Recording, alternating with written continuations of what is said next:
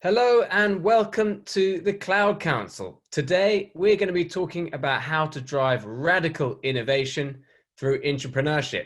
And I'm delighted to be joined by David Graham, co-founder of Diplomatic Rebels and former head of Lego Ventures. How do you create entrepreneurs from more established or entrenched teams and foster that creativity? Yeah, and I would say, in a time of a crisis, it's always a great opportunity to actually try to do something new. But I would never advise any company to wait for a crisis to do so. It might be too late once the crisis hit. But surely you can leverage this crisis to try something new. And there are really three core things that I would look at as a leader in terms of saying, how do we start on this journey to become more entrepreneurial? And first to mention, what is this really about? We're saying, you shouldn't do these major bets in unknown territory, and you should also not do innovation theater. So what should you do? You should make a lot of bets, small bets, but long bets into new territory. And it's a little like being a venture capitalist portfolio manager. As you are investing into unknown territory, that with one bet, you're very likely to fail.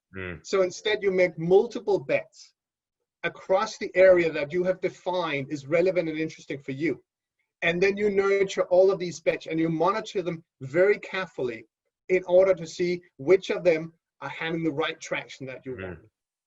So in order to build that new capability of doing this, making many small but long bets, there are three key things you need to work with your team.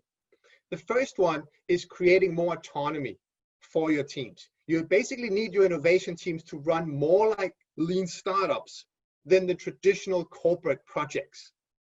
And this means giving a stronger sense of ownership to the team. They need to feel like they actually own this business.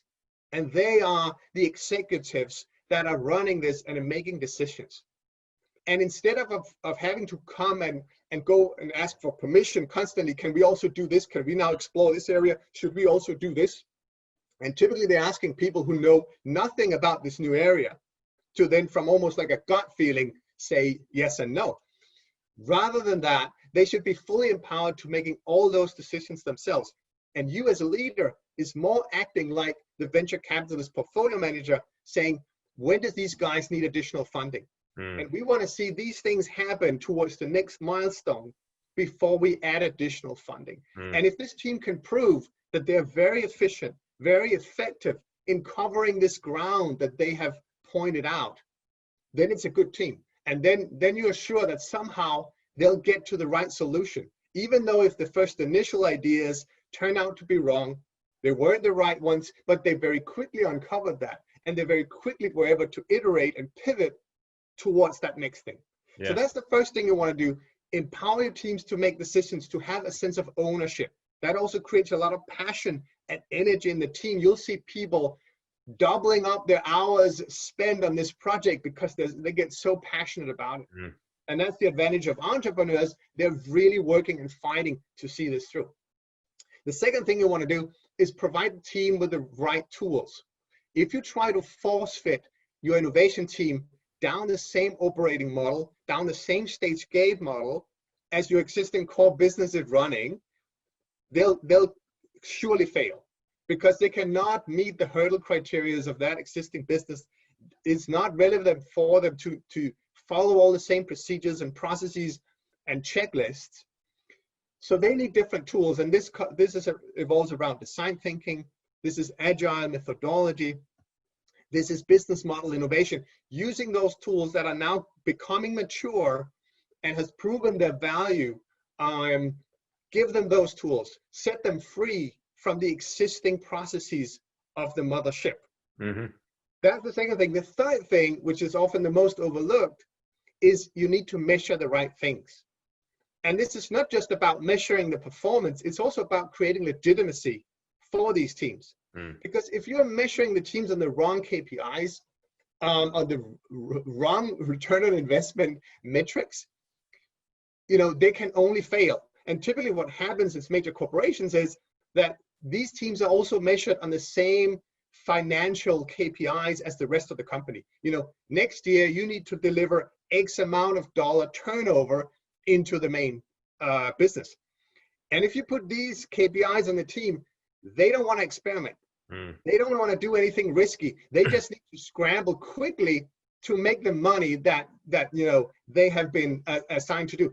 No, but what these teams are about to do is to explore new unknown territory. And it might take 5, 7, 10 years before they really crack the stuff that delivers, $1 billion plus. And if you only have a 3-year horizon and already next year you're demanding steep turnover growth, they are going to fail. So often what I'm seeing in corporates is that these teams don't really have legitimacy. What happens then is the rest of the company will look negatively at them and say, these guys are just fooling around.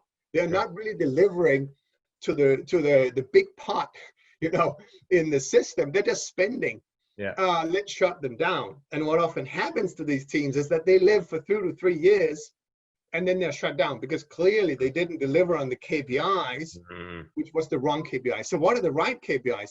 It's more focusing on how are these teams uncovering new territory? How quickly are they moving from A to B?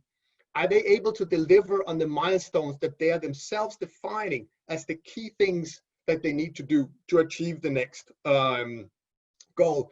And this is the same thing as a venture capitalist would do in their portfolio. They would look at the teams and say, who are the teams that are really moving forward quickly? Those are the ones you want to bet on, not their ideas necessarily. They might be, false, or they might, change 100 times over, but it's the team's ability to move quickly. And so that is what you want to do. So if you change the way that you lead your teams, give them more autonomy. If you give them different tools, and if you measure them on the right way, that is when you start to change behavior. And over time, that becomes culture. And so when people ask, how do you create an entrepreneurial culture? These are the things you need to look at, and you need to start there. You can't demand your team to operate in a different way than what they've done for the last 20, 30, 50 years without first changing the fundamentals of how these teams are run. Got it. That's really clear, David, and great insight. So I'm just trying to keep it in my head to remember. So do lots of things like a portfolio venture capitalist, create autonomy, give the team the right tools, and measure the right things to create legitimacy. Really, really great advice. Now, easy to say, hard to do. Give us an example then in your experience with things you've worked on, whether at Lego or latterly with your company, where this has really worked and where following that methodology has really played out. So at Lego we had the Future Lab team, and what they were tasked with was basically exploring the future of play, and especially around physical and digital integration. What happens when kids spend more and more time with digital experiences? How does this change the way that they're playing? But more importantly, for a company like Lego, how do we still make sure that the future of play is still about creativity, about exploration, about training these new generations in having creative confidence and ability, which is the purpose of the Lego company. So that was a difficult challenge. And what we did with the team was to say, this team needs an end-to-end capability, which basically means they should be able to do everything from the very early anthropological exploration of this field, really studying it, to creating the MVPs and the experiments, to launching new products in the market, to even operating it for a number of years until we would understand what are the right parameters around the business model and the operating model for this new way of exploring the business. And so that end-to-end capability meant that the company was never dependent on the existing mothership in terms of being able to take this all the way. Like a startup would be independent. Obviously, the dependency comes with the funding. You need the funding, like an entrepreneur needs funding from VCs. An entrepreneur needs funding from the corporate fund. And but instead of running the typical sort of budgeting period of saying, this year you're getting this much budget, succeed with that.